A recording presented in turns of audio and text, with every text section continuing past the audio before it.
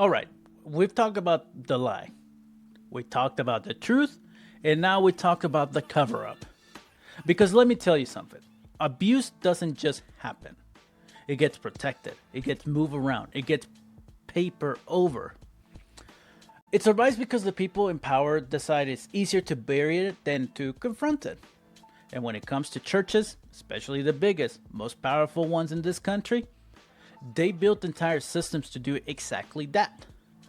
So this one's about the silence, the sanctified silence, the way abuse was allowed to thrive, not in the shadows, but right out in the open, hidden behind pulpits, prayers, and paperwork.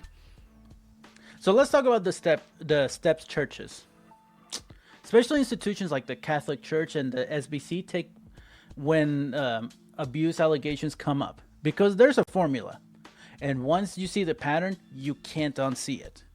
Step 1, deny. The first move is always denial. He's a respected member of the clergy. There's no evidence. This is just a misunderstanding. Sometimes they even gaslight the victim into thinking they're the sinner. Or maybe if this person stopped wearing that, or they approached the pastor. Step 2, delay. If that doesn't work, stall. Internal investigations. We're praying about it, dragging it out until the statute of limitations runs out. They hope people lose interest. They hope victims give up. And they usually succeed because the trauma reporting is often worse than the abuse itself. Step 3, discredit. If survivors don't go away, time to attack their character. They're mentally unstable. They're just after the money. They are anti-Christian. You know what that is, guys? It's a character assassination disguised as damage control. It's what institutions do when they are protecting the abusers, not the people. And now let's talk about the legal system, because here's the ugly truth. Churches don't just escape justice. They have help. The statute of limitations. In many states, victims of child sex abuse only have a few years to come forward. Think about that. You're traumatized as a child. You know what? Actually, I don't want you to think about that. That's terrible. But let's step through the process. Like, imagine that it's like you're traumatized as a child. It takes you decades to fully process what happened, and by the time you're ready to speak, too late. The clock ran out.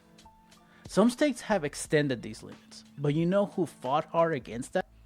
Here we go. You all favorites, the Catholic Church, the Mormon Church, and the Southern Baptist Convention, and the Evangelical Church. They literally lobbied legislatures to keep the statute short, not to protect children, but to protect themselves from lawsuits. And that's not spiritual leadership, guys, that's a cover-up. Then we go to the religious exemptions. Churches are also shielded by something called the First Amendment protection for religious freedom. And now, don't get it twisted. I believe in religious freedom. It's like religious freedom. But when that freedom is used as a weapon to protect abusers, that's not freedom. That is fraud. Churches have argued in court that internal investigations and spiritual counseling should not be subject to outside legal scrutiny. In some states, clergy are not required to report abuse if it's disclosed during confession. And they say this all the time, guys. Is this a thing I heard also from Catholic Church when if you go to a priest and you tell them that you killed someone, as long as you told them, they cannot tell the police. That's the crazy part, isn't it? Because that's part of their oath of priesthood, and I think there's so much slippery slope going about that. So let me say that again. If a child tells a priest they were abused and it's part of a confession, that priest might not be required to do anything. They actually are not required to do anything. That's not justice. That's a sanctioned silence. Now, if what happens to a Catholic priest that decides to break that vow, they take their priesthood away. They get, I forgot the word for it. They're no longer Catholic priest for doing the right thing. And you want to know how churches stay rich even after the massive settlements? Well, the shell corporations, churches, especially large dioceses, restructure themselves into dozens of LLCs and trust accounts. That way, if one gets sued, they claim they have no money. Oh, the parish owns the land, not the diocese. The trust holds the funds, not the church. It's a corporate shield for spiritual rot. And you better believe they are insured to the teeth. I mean, the amount of insurance they go through is amazing. There are whole companies like the Catholic Mutual Group that exist solely to protect the church's finances during the abuse lawsuits. They don't just cover legal fees, they help manage the messaging. They coach leaders on how to respond without admitting guilt. And you thought drag queens were the organized threat? Jesus, guys. Sorry if I say the name. And let's be clear, the church doesn't just hide behind the law. They help write it. Over the last 30 years, the Catholic Church has spent hundreds of millions of dollars lobbying to block reforms that would expand the rights of abuse survivors. The Southern Baptist Church and other evangelical groups have pressured lawmakers to avoid creating registries of clergy abuse. Church lobbying groups have opposed background checks, mandatory reporting laws, and civil liability windows for victims.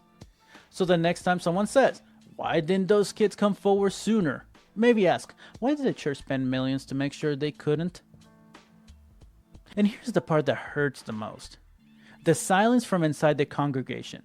We're talking about communities that tell survivors not to hurt the body of Christ. Ain't that some shit? Shame people for going public.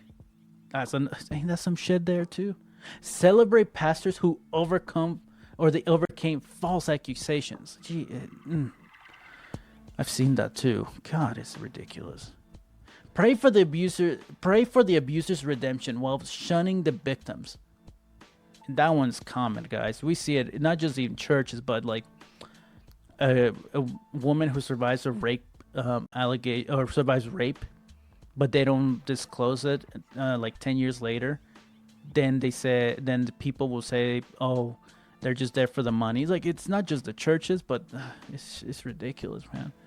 Let me go back. It's spiritual manipulation. It's guilt, shame, gaslighting, and it works, sadly. Survivors end up carrying not just trauma, but the weight of being blamed for what happened to them, and for daring to speak out. And this silence isn't passive. It's lethal, guys. So let's end with the big question. Why is this still happening? Why are churches with decades of documented abuse still tax-exempt, still worshipped, still trusted with children? Because the system wasn't designed to protect kids. It was designed to protect the church. Duh. To protect reputation, revenue, and ritual. That's what they care about. They don't care about the children. They just care about their reputation. Of course. And this is not a few bad apples. This is a barrel. The institution, the playbook, the legal protection, all are working together. And the louder these folks scream groomer at LGBTQ plus people, the more they hope you don't look in their direction. So here's what we learn. 1, abuse doesn't just happen. It gets covered up. 2, churches don't just fail to act. They build systems to stay silent. And 3, while queer folks are getting harassed in public, the people who actually hurt kids are walking free, preaching sermons, and shaking hands with politicians. So if your faith requires silence in the face of abuse, if your religion teaches you to distrust survivors, if your church spends more money on lawyers than on justice, then maybe the devil isn't outside the walls. Maybe he's wearing robes and call it a ministry.